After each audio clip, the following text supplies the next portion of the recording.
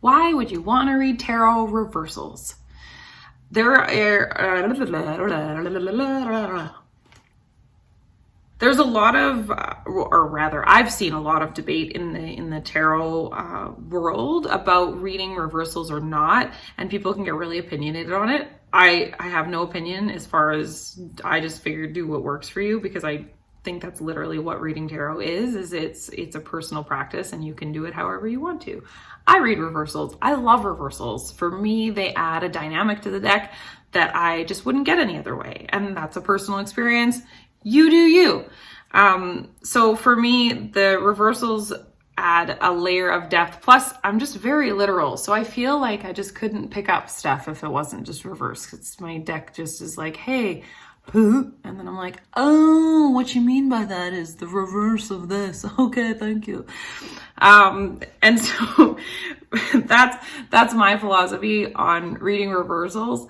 But some people are just super, super great readers and they just don't need that. And I do. I need the smack upside the head and be like, psh, psh, this is what this is. Psh, psh. That's what reversals are for me. Fun, right? Okay. I think I want to take away from reversals is that they're always negative. Reversals are not always negative. In fact, quite the opposite sometimes. Sometimes the reversal of a card is more fortunate than the non-reverse. So if you want something to slow down, probably a reversal is going to help you out.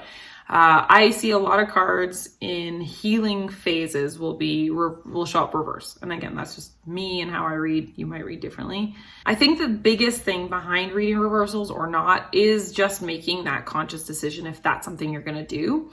I used to do something too. When I got a new deck, I kind of I always have a weird conversation with new decks, all decks. And my conversation upon getting a new deck was, hey, I'm not going to read reversals right away because I need to get to know you first. So let's just everything should just come up upright, or I'm going to pull everything upright, read it that way. And then as I get more comfortable with the deck, then I will flip them into reverse.